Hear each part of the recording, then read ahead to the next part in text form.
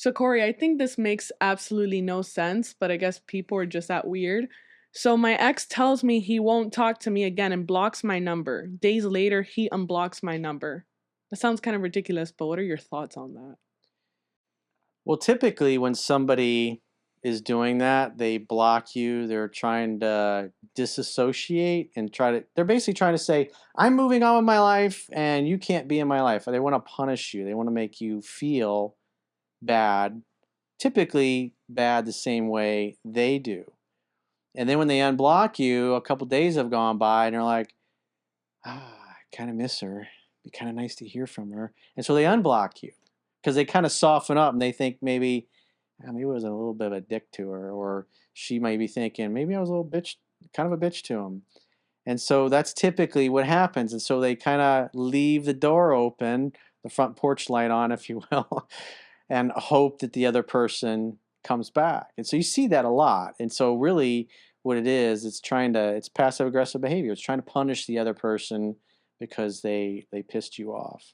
But do you think it could be because maybe they want something else besides the possibility of getting back together? Like, there has to be other reasons for it.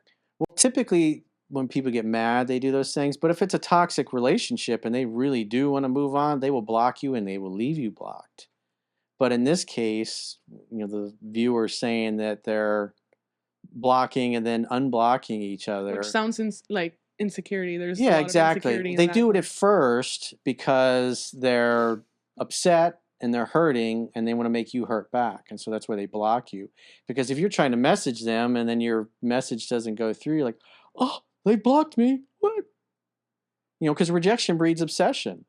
So even if you got somebody you don't care about, I'm sure both you girls have probably had guys you were started dating and you were not really that into it, and then all of a sudden you find out he got serious with somebody else, and Yeah. you're like, and then all of a sudden you care, and then you try harder, but the more he moves on with somebody else, the more you seem to care. And the reality is, how you felt before there was somebody else, that's really the true nature of your feelings. But rejection breeds obsession. It's very powerful. If you got a guy that you think, maybe you think he's cute, but he's really doesn't do much for you, and then all of a sudden you see him with a really beautiful girl and they're having a really good time together, all of a sudden the way you perceive that guy is completely different. And I wrote about one of those instances in 3% Man. I had a girl I was dating. I really loved her, but I had fucked up a lot with her and done a lot of things that made myself look weak. And she had other guys because she was really beautiful that she was seeing as well. And then I had another girl kind of come back in the picture that I had dated a few years before, and she had split up with her boyfriend. And because I was in love with this other girl, I did everything right with her. And so she and I were out one night. We'd gone to dinner, and then we were headed back to my car to go back to my place. And I run into the boss of this other girl that was just kind of, she wasn't really making much of an effort. And so I run into her boss, who her boss is with her husband.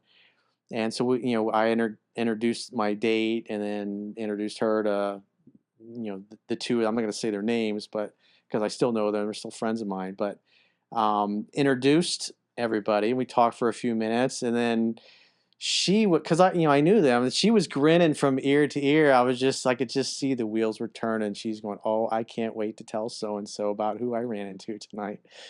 And so we go back home, and the whole time I'm feeling pretty amazing because I know it's going to probably happen the next day.